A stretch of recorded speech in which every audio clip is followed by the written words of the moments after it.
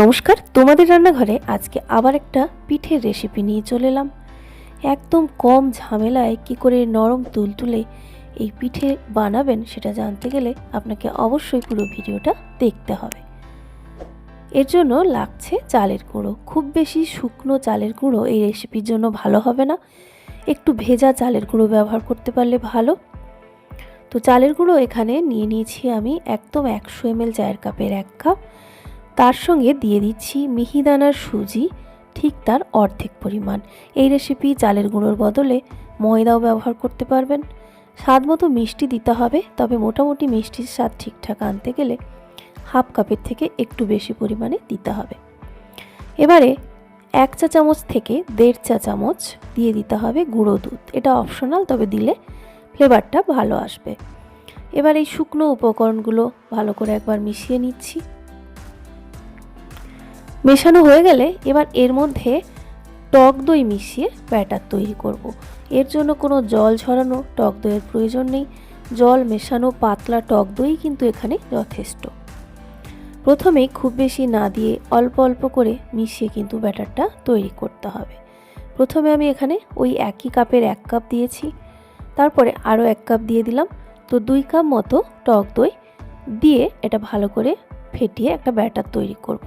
এই টক দইয়ের পরিমাণটা কম বেশি হতে পারে, বা দইয়ে যদি জল কম থাকে আপনি অল্প জলও কিন্তু এখানে অ্যাড করে নিতে পারেন, বা অল্প দুধও কিন্তু অ্যাড করতে পারেন। ভালো করে মিশিয়ে নিয়েছি। এবার চিনিটা গলে যাওয়ার জন্য 10 থেকে 15 মিনিটের জন্য রেস্টে রেখে দেবো। চিনি গলে যাবে, সুজিটাও সেই সঙ্গে নরম হয়ে যাবে। প্রায় মিনিট 15 পরে এবার ঢাকা খুলেছি। এই সময় চিনিটা তো গলে যাবে, সেই সঙ্গে সুজি কিছুটা জল টেনে নেয়, অনেক সময় চাল গুঁড়িও কিছুটা জল টেনে নেয়। তো দেখতেই পাচ্ছেন আগের থেকে ব্যাটারটা এখন আরও কিছুটা ঘন হয়ে গেছে। তো এই কনসিস্টেন্সিটা আর একটু পাতলা হলে রেসিপিটা ভালো তৈরি হবে। তো ফেটিয়ে আমি একটু দেখে নিচ্ছি যে কতটা লাগতে পারে। শেষ পর্যন্ত এর কনসিস্টেন্সি কিন্তু ঠিক রাখতে হবে। এখানে আপনি অল্প একটু জল বা অল্প একটু দুধ বা আবার সেই টক দই মিশিয়ে নিতে পারেন। আমি এখানে 2 চা চামচ মতো টক দই দিলাম, নুন দিয়ে দিলাম স্বাদ মতো একটু। এবারে দিচ্ছি, দেখুন পরিমাণ তো কম বানাচ্ছি, 1 চা চামচের প্রায় 4 ভাগের 1 ভাগ এখানে বেকিং পাউডার দিচ্ছি। বেকিং সোডার এখানে কোনো প্রয়োজন নেই। এবার বেশ ভালো করে এটাকে কিন্তু ফেটাতে হবে।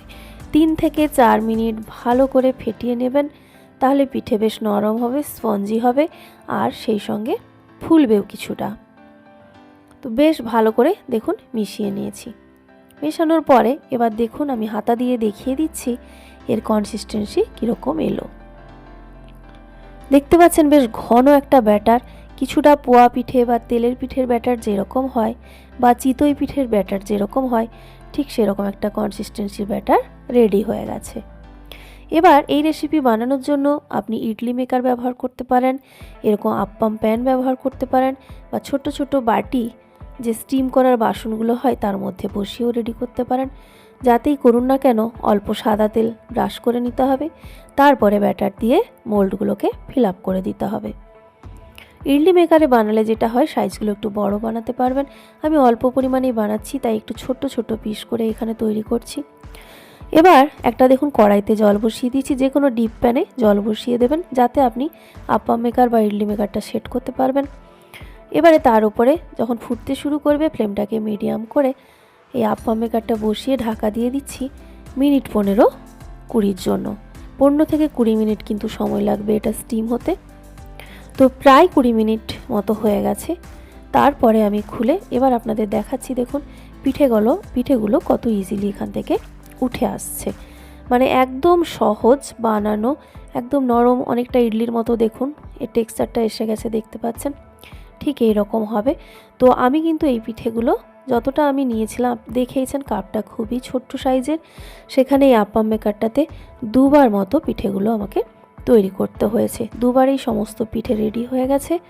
তো আপনি নিজের পছন্দ মতো সাইজে এগুলো তৈরি করে নেবেন। বেকিং পাউডার দেওয়ার পরে খুব বেশিক্ষণ রেস্টে রাখার কিন্তু প্রয়োজন নেই, চেষ্টা করবেন সঙ্গে সঙ্গে এগুলোকে স্টিম করে নেওয়ার। তো বন্ধুরা দেখতেই পেলেন বানানো কত সহজ। অবশ্যই বাড়িতে ট্রাই করে কমেন্ট করে জানাতে ভুলবেন না কেমন ছিল আজকের রেসিপি। সবাই ভালো থাকবেন, নেক্সট ভিডিওতে দেখা হচ্ছে।